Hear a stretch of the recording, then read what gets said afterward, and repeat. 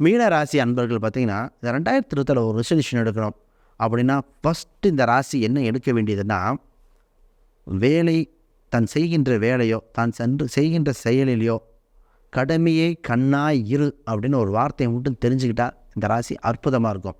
தான் செய்கிற செயலில் கடைசி வரைக்கும் அவ்வளோ பரிசுத்தமாக நுட்பமாக பண்ணிடணும். ஏன்னா இவங்க ராசியில் சனி பகவான் இருக்கார். அவ்வளோ உடல் உழைப்பு, அவ்வளோ நேர்த்தியாக நேர்மையாக இருந்து விட்டால் சனி பகவான் யோகத்தை கொடுத்துறார். சனிங்கிற நீதிமான், உனக்கு கொடுக்க அவர் காத்திருக்கார். நீ நல்லவன் தெரிஞ்சால் அள்ளி கொடுத்துருவார். நீ கொஞ்சம் மாறுதல் பண்ணிக்கிறனா தண்டிச்சிருவார். நீ நல்லா செஞ்சுட்டு போ. இந்த வருஷத்தில் தான் படிக்கின்ற யோகம் அவ்வளோதான் இருக்குது. இந்த விஷயத்தை மட்டும் கடைபிடிச்சிட்டா அற்புதம். இதில் இந்த ராசிக்கு 10ஆம் இடத்தை வரை சனி பார்ப்பார். கர்மஸ்தானத்தை பார்ப்பார். தன் கர்மத்தின் வழியாகவோ உங்களுக்கு இந்த வருஷம் அவ்வளோ அற்புதமாக அள்ளி கொடுக்கும்.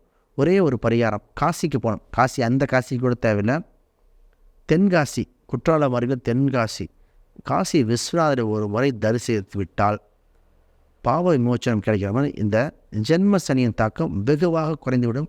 மாற்றுக்கிறது நிறைய பேத்துக்கு நடந்திருக்கு. நீங்கள் கண்டிப்பாக போயிட்டு வந்து கீழே கமெண்ட் பண்ணுங்கள்.